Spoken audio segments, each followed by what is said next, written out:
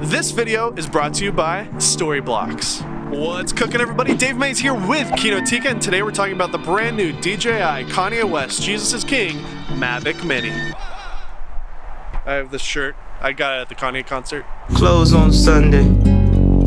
You my Chick-fil-A. It's here. It's finally here. After all the rumors and the anticipation, the brand new, super compact and tiny Mavic Mini. It kind of can fit in your pocket, although I wouldn't put it in your pocket because there's a gimbal and there's blades that'll break. But this here is exactly what I've always wanted from DJI. Essentially, a Spark that folds down just like a Mini. So there's actually a lot of reasons why you would consider picking up a Mavic Mini in addition to other drones, or even if it's your first drone ever. It's small, it's compact, it's at a good price point. But in my opinion, one of the biggest selling features is the fact that this drone is kind of doing a screw you to the FAA. The minimum requirement to register your drone with the FAA is 250 grams. This is coming in at 249 grams, and it's labeled right here on the side. So that way, if you're flying this thing and a cop comes up to you and says, "Hey, can I see registration?" You say, "Hey, screw you, 249 grams." So this is the part of the review where I make you have to pee because of this little pee fountain right next to me.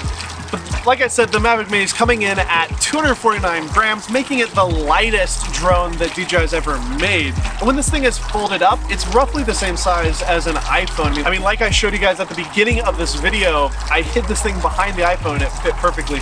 So the size of this is truly incredible. With size comes compromises, you would think, but surprisingly, the battery life on this drone is pretty incredible, coming in at 30 minutes of flight time for the battery life. And in addition to that, we also have micro USB charging. Now, unfortunately, it's not USB-C. I wish everything was USB-C all the time. But it does support 18-watt charging, which means you can use a fast charger and boost this thing up with like a battery brick or something like that if you have the right adapters and cables. Really cool. And unlike the DJI Spark, which in my opinion this is replacing, this comes with a 3-axis gimbal with a 1/2 inch CMOS sensor. It's not a 1-inch sensor like the Mavic Pro. I mean, what do you expect for a camera of this size and price point? But it is a 3-axis gimbal and it looks super smooth and buttery good. You know, just like all the other DJI 3-axis gimbals. This is a 12 megapixel sensor inside this camera, so for stills, it's good enough. You can do JPEG. But for video, we have a maximum resolution of 2.7K. Now, this video is being uploaded in 4K, so all the images you're seeing are shot in 2.7K and up-res to 4K, so you can see it actually performs pretty well. It looks pretty decent in my opinion.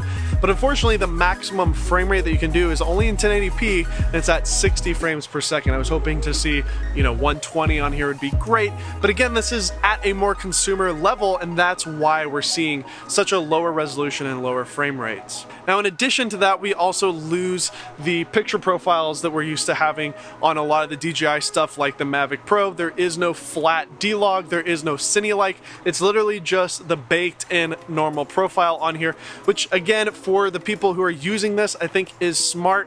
I would imagine they're also doing this to protect their lineup. If you want a more pro system, then you need to look at the Mavic Pro line. But unfortunately, we are not getting any of the advanced picture profile modes on this drone.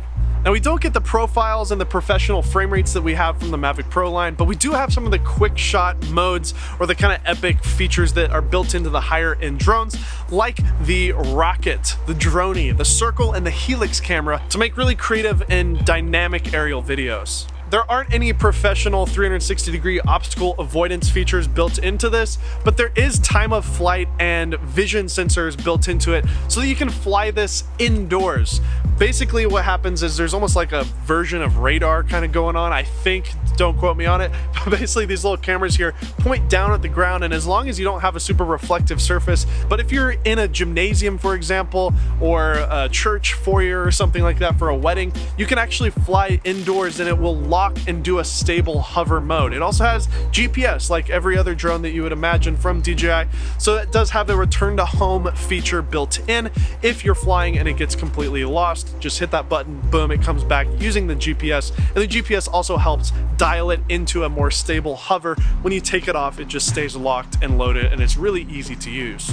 Now there's two packages that you can buy with this drone. There's the Fly More combo and just the basic drone that comes with the remote control and the drone. Both come with the same remote controller. There is no radio version. This is a Wi-Fi based system, and I found that it's pretty good. It doesn't have a lot of dropout like the older Wi-Fi based systems that I've used in the past from DJI.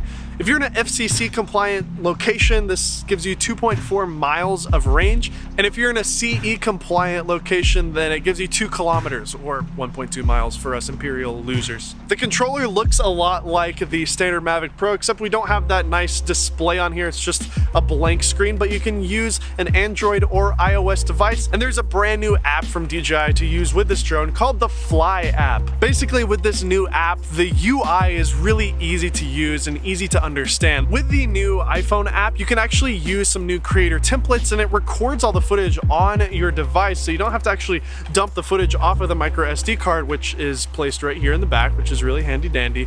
But on your phone, you can use these templates and build a fully kind of edited little video that you can post on social media. It's kind of cute and fun. I'm never going to use it, but if you're a beginner and you want to just post some cool drone stuff, these templates are actually really easy to use, and they look, you know, they look all right. In addition to the creator template, there's a brand new editor built into the app. So once you plug it into your template, you can actually change the orientation of it. If you want to do portrait mode or landscape, you can add text, audio, and different types of filters. So it's, again, a really easy way to post footage from your drone to social media. In addition to those quick shot modes, we also have a full beginner mode built into the app that's kind of designed for anybody who is just starting out with flying.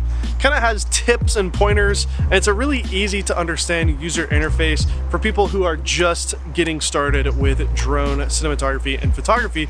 So again, this is kind of the perfect Christmas gift. Hint, hint. If you want to buy one for your friend or your family member, link in the description below. That's an affiliate link, and it helps this channel out.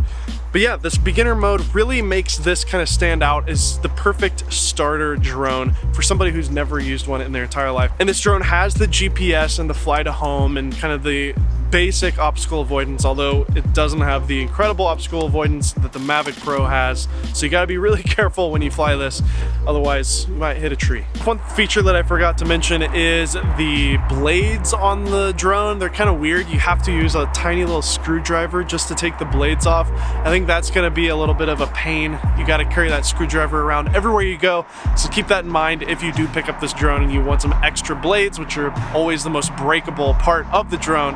So that's kind of annoying. Of course, you don't have the 4K mode either. You just have the 2.7K at 30 frames per second, which I was shooting on today and slowing that down to 24 to give it a little bit of a cinematic look. But honestly, I think this is kind of the perfect Casey Neistat type of drone. If he was still doing daily vlogs, this would be a drone that he would use probably on a daily basis.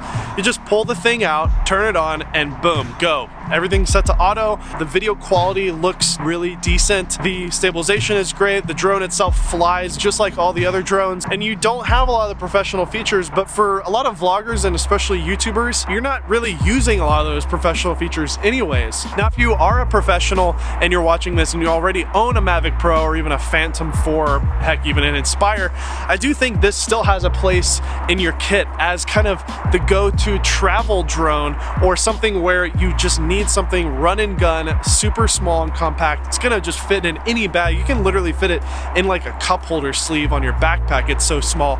And the fact that you can charge it over a little Mophie brick and just use it that way, I think all around this thing is a great drone for most people. If you guys want to see more content on the Mavic series of drones, then we've made a playlist that you can click on right now and see all of the Mavic series videos that we've done in the past. If you're interested in more pro features, check those videos out.